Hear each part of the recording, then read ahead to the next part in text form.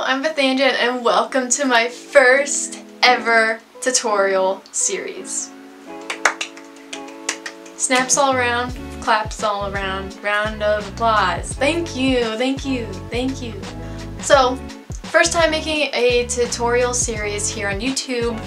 In the past, I did one tutorial, maybe a couple, but they were not great. So last school year, I took an anatomy class and it helped me tremendously. So basically, I'm going to structure this entire series as if we are going through the anatomy course together that I did in college. I'm going to structure it the same way, except it's going to be broken up into separate videos. So this is the first one. It's going to be very simple, very easy, but with the other videos coming forward, I want to remind everyone that's going to watch these and learn from these, this is no easy, simple, like 5-minute video, learn anatomy in 5 seconds. That's not this. This is a little bit more in depth. Supplies you might need. There's 3 different parts for this video. First part, we're going to talk about gestures, so you'll just need probably a sketchbook and a pencil and a timer. That's all you'll need. Second part, you kind of have 2 different options. Well, 3, but we'll talk about that later. So let's just jump right into this first part, which is gestures.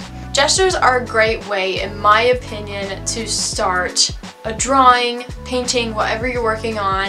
If you're working on something figure-based, even like a head or a hand, I think it is a great way to start off your day, to warm up, and there's no pressure on this at all. You will time yourself for 1 whole minute. I know it sounds scary, but you get 1 whole minute to draw a gesture. My best explanation of a gesture, honestly, is that it is just a fluid motion of the general motion that you are receiving from the image of the figure itself. I know everybody is different. Some people like to just draw lines itself and they will like stick to curves and all that jazz, or later on when you learn more figure stuff, it will get better, trust me. Even a couple of these are trash, they're horrible. But as you put more time into it, it will get better. The second gesture I did here, this is just an example of sometimes how I do gestures. I will literally just like do squiggly lines and like weird circles, but it's kind of continuing. It's up to you, whatever works for you, what loosens you up. I usually hate working on a small sketchbook, so if you do want to work larger, I recommend newsprint and vine charcoal. It makes you be more loose, in my opinion, and you can erase mistakes really easily with your hand if you don't mind getting like messy a little bit. So, but here I'm just using a graphite pencil and a notebook. And usually when I do work graphite for gestures, I will sharpen the end of my pencil so that there's extra graphite hanging out, and then that way you're not so like in there with the pencil on top. Okay, what I mean by that is most people hold their pencil like this, but when I like to draw loose, I will draw with the pencil underneath my hand. It just works for me. I think it's a little bit more authentic in my opinion, so it's honestly up to you. Whatever feels right. Alright, so now that we have done the warm-up part to our day, the second part of this is the chunk, the base of this first part to learn anatomy. It's going to be very easy, very simple. It's not how to draw people realistically or anything like that. Just an exercise. You have 2 options for this. Either A, if you have digital software on your tablet, or you have something on your computer that you can digitally draw over it, just do that. Or B, if you want to and you're traditional like me, you can print out the image and draw right onto the image itself. Or if you have tracing paper that is transparent, or even tissue paper that you wrap gifts up in, you can use that to go over the image, and then you'll see what I mean by that. Below, I am going to attach all the images that I'm using in this video, so if you want to follow along step for step, you can. It's up to you. Alright, so we have our source material and you have your way of how you want to take this exercise. We're going to do this thing that I like to call a upgraded stick figure. You're bored in class, you are drawing little stick figure actions, you know, on the side. This is an upgraded stick figure. It's a step up from the boring stick figure. Okay, or the actual term is like an axis or armature drawing, but to be honest, I just like the upgraded stick figure more because that just sounds so much more cooler and it sounds more fun. The first thing you are going to do is we are going to pinpoint and put dots where the rotation is taking place on the figure. And what I mean by that is where the joints are connecting.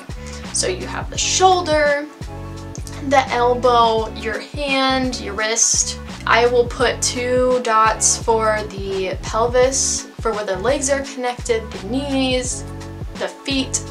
And then usually after you have all your dots down, you're going to connect the dots.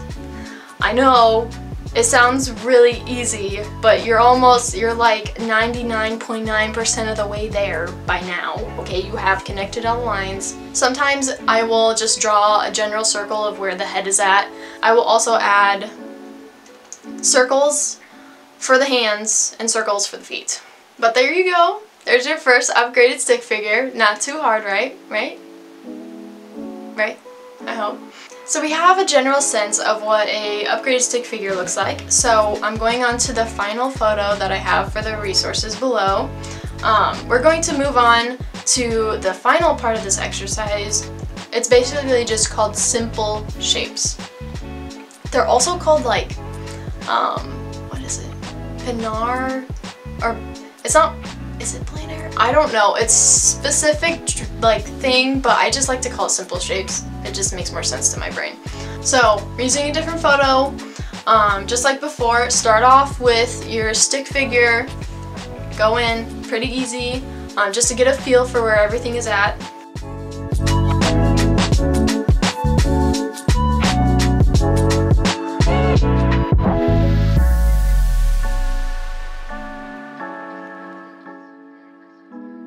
After you have everything stick figured out, lightly erase it with an eraser so you can kind of see those lines but kind of not. They're there but kind of not. Now you're going to simply just draw out the shapes that you see with your eyes. Everybody is different. I know some people like to draw out everything like in boxes, kind of like three-dimensional cubes, so like the torso as a cube, the hand as a cube. I personally like to just draw out an outline of the entire figure first, and then I will go into distinguishing a line into where the lights meet the darks, so where the line meets right there. I will draw a line in between. I know this photo, some of the photos are really difficult to see if you are using the same technique as me, so flip back and forth, don't feel bad about that, or just switch on to drawing straight onto the image because that might work out a lot better for you.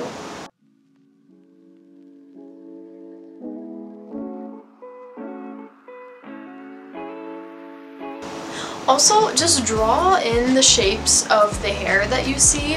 I know a lot of people generally do not think of hair as a shape, but in this exercise, think of it as a shape. I also think that comes in handy future. It'll come in handy future down along the line where you are even drawing or painting hair. Think of it as a shape.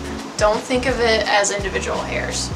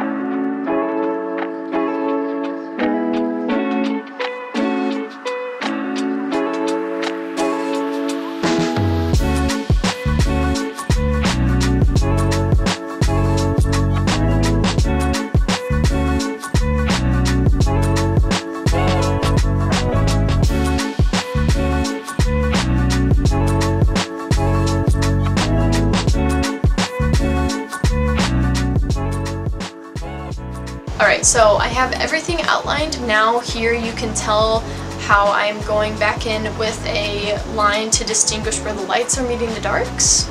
Also, don't get too detailed. I know some people will try to cut out different shapes of like different value ranges, but I tend to just keep it very straightforward as to where the harshest lights are meeting the shadows, and that just, in the long run, it'll make things seem a lot more easy to distinguish where values are meeting. And I think the most important part of this is knowing where the harsh shadows are at, if that makes any sense at all. We have all the shapes sketched out. Now you're simply just gonna go in and you're going to shade everything. Don't be afraid to have a little bit of variety in your line weight and in the amount of lines that you're using. If you just want to like shade in with the pencil, you could totally do that, up to you.